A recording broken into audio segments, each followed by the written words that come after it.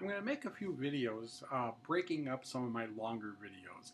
In the video dealing with people who try to undercut your quit, I kind of deal with a number of different scenarios that occur. And one of them is like people offering you cigarettes. Others are finding cigarettes left behind in the house when they shouldn't be.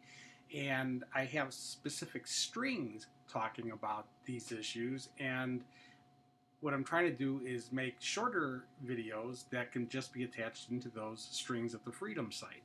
So this one's going to be on finding cigarettes in your house. One of the best things to do when you first quit smoking is destroy all of your personal stashes of cigarettes. You have no need for them anymore. You're done. You're no longer a smoker. But you still may have family members who smoke, who live in your home. And they're not going to quit for you. You can't ask them to quit for you. And if you did, they are not likely to succeed. So you've got to learn to have your quit contingent or not contingent on their success. You've got to be able to do it whether they're not smoking or not.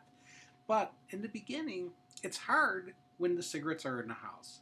So you can't ask them not to smoke, but you can ask them to take their cigarettes with them when they leave the house. Not hide the cigarettes in the house, because come on, if they're going to hide them in the house, you're going to go look for them.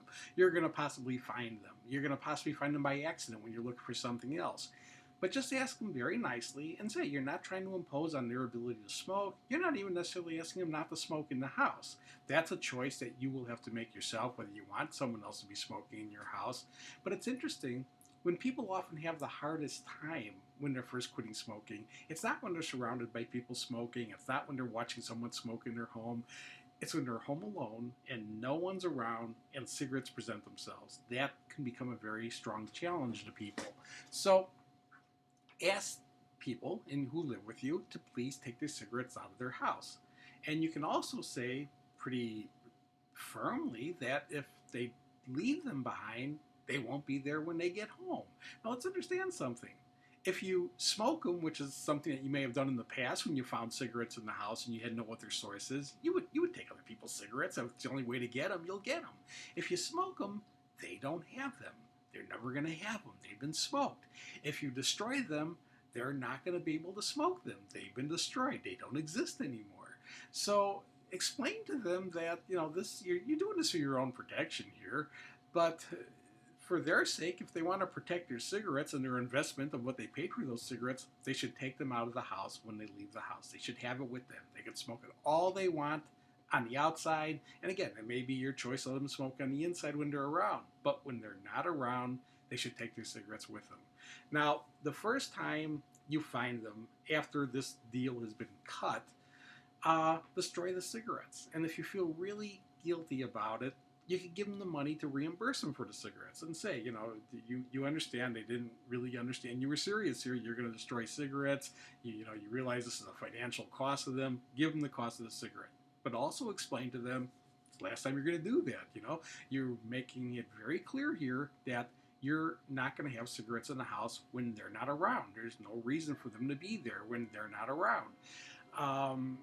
After that, if they do it again, just say, you told them last time, you gave them all the warning you could, the cigarettes are not to be in the house. And again, if you were to have found them and smoked them, the end result would have been the same as far as that individual goes. They're out their cigarettes.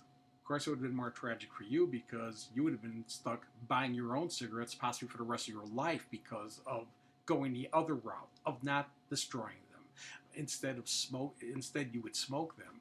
And that's the thing. You don't want them around so you don't accidentally take them or, again, get yourself into a bad moment where just, a perfect storm of, events occur and cigarettes are there and you may get to them. So, this is, again, the video is just focused on if you have smokers in your home or if friends leave them behind.